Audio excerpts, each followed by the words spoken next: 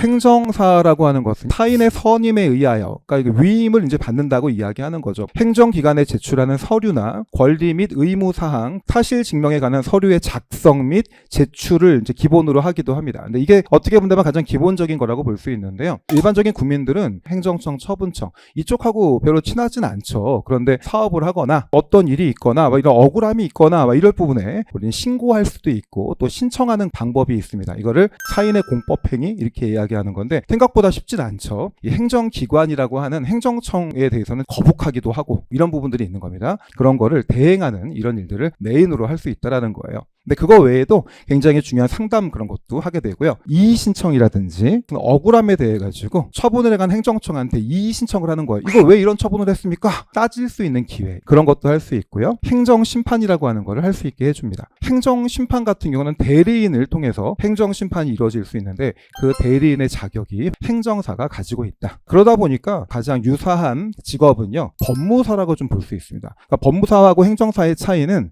행정사는 행정기관에 제출할 서류를 다루는 직업이라고 볼 수 있고 이의신청이나 행정심판까지 아우르게 되는 거고요. 법무사라고 하는 직업은 사법기관에 제출할 서류를 다루는 직업을 법무사라고 이야기하는 거죠. 자, 그러면 행정사 실무법이라고 하는 것을 과목으로 넣은 이유는 행정사로서 갖춰야 될 실무적인 역량을 검증하기 위한 것이다. 행정사법이라고 하는 것은 어떤 형식으로 행정사 시험이 이루어지는지, 행정사 시험에 합격했을 경우에 어떤 형식으로 등록하게 되고 어떠한 일들을 하는 것이고 행정사 법인이라고 하는 것도 만들 수 있거든요. 근데 이런 부분도 조문으로 만들어져 있고 이런 형식으로 법을 공부하는 것을 행정사법이라고 하고요. 그리고 이제 행정심판법, 굉장히 중요한 법이겠죠. 비송사건 절차법이라고 하는 법도 공부하게 됩니다. 아래에 있는 행정심판법과 비송사건 절차법은 비록 둘 다 절차와 관련된 법은 맞지만 약간의 논리를 기반으로 하기 때문에 조금 어렵게 느껴지기도 합니다. 그러면 출제 경향에 대한 분석을 한번 해볼 건데요. 자, 행정사법 매년 한 문제씩 출제가 됐었습니다. 예외가 없네요. 행정심판법, 상당히 어려운 법이고 중요한 법이고 이것도 예외가 없네요. 두 문제씩 출제가 되고 있습니다. 마지막으로 비송사건 절차법이라고 하는 거, 법 자체가 상당히 길기도 하고 좀 특이한 법이죠. 소송급은 아닌데 민사법원에서 같이 봐주는 것, 이런 거를 비송사건이라고 얘기를 합니다. 마찬가지로 두 문제씩 출제가 되고 있습니다. 전체적으로 모두 알 수 있는 거는 5문제가 출제가 됐었다. 점수 배점도 개별적인 문항마다 20점이 배점이 됐었어요. 근데 여기서 이제 문제의 형식이 조금 특이한 게 있는데요. 행정사법하고 비송사건 절차법, 단문 형식, 약술 형식의 문제가 출제가 됩니다. 어떤 형식으로 등록하는지 등록사항을 쓰시오. 이런 부분 자체는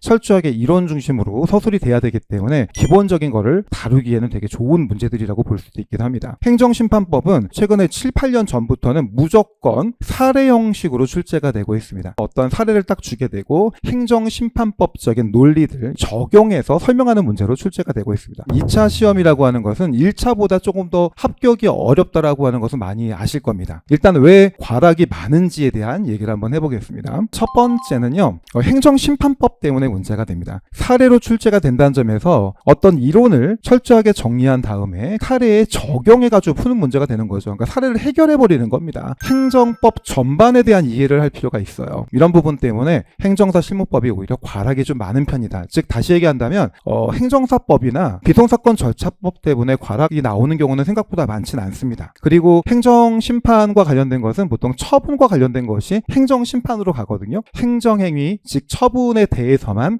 행정심판이 이루어질 수 있단 말이에요. 이런 거를 이해하지 못한 상태에서 그냥 바로 행정심판을 얘기했다가는 이 친구 제대로 이해하지 못한 친구네? 이런 얘기를 들을 수 있다는 거예요. 그래서 수업을 좀 꼼꼼하게 들어보시고 제가 전체적인 맥락을 잡아드릴 테니까 어쨌거나 절차법은 플로우예요. 과정을 보여주는 거기 때문에 이 친구 제대로 과정을 잡고 있네? 그런 느낌이 들 수 있도록만 만들면 좋겠습니다. 처분, 즉 행정행위에 대한 정확한 이해가 없는 상태에서 행정쟁송법이 출제가 되고 있기 때문에 어떻게 본다면 조금 거칠다고 볼 수 있겠죠. 사실 행정심판법은 행정소송과 관련된 항고소송이라고 상당히 유사한 부분이 있어요. 이런 어려움은 누구한테나 동일하게 온 거잖아요. 우리는 전략적인 접근을 한다면 쉽게 합격이 되지 않을까 생각이 됩니다. 자, 그 다음에 2차다 보니까 서술형으로 쓸 수밖에 없는 거죠. 사례형으로 나오거나 단문이나 약술형으로 나오거나 답안 작성 방법을 모르는 상태에서는 내가 머리에는 있는데 제대로 쓰여지지 않는 그런 모습들이 있는 거죠. 그리고 과거의 문제보다는 최근의 문제가 조금 더 고급진 문제들이 출제가 되고 있고, 상승한다는 얘기는 단문이나 약술보다는 사례형 문제에서의 상승이 조금 더 크다고 볼 수 있긴 하겠죠. 어떤 점에서 전략적 접근이 가능한지 생각해 보겠습니다. 공인중개사 시험을 제외한다면 대부분의 전문직 시험에서는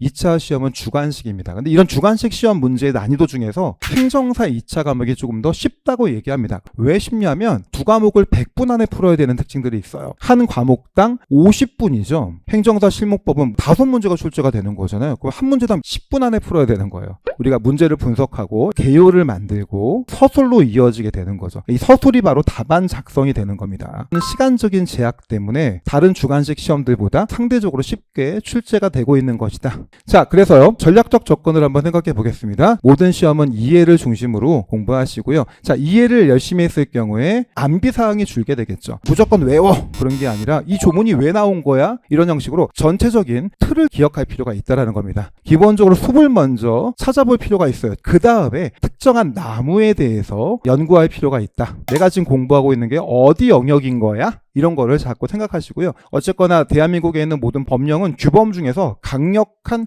법규성을 가지고 있는 것을 법령이라고 합니다. 근데 이 법규라고 하는 것은 국민을 대외적으로 구속하고 있거든요. 근데 그런 법규는 기본적으로 국민들의 법감정에 부합하게 만들어져 있습니다. 즉 대다수의 경우는 우리들이 생각하고 있는 상식에 부합한다라는 거예요.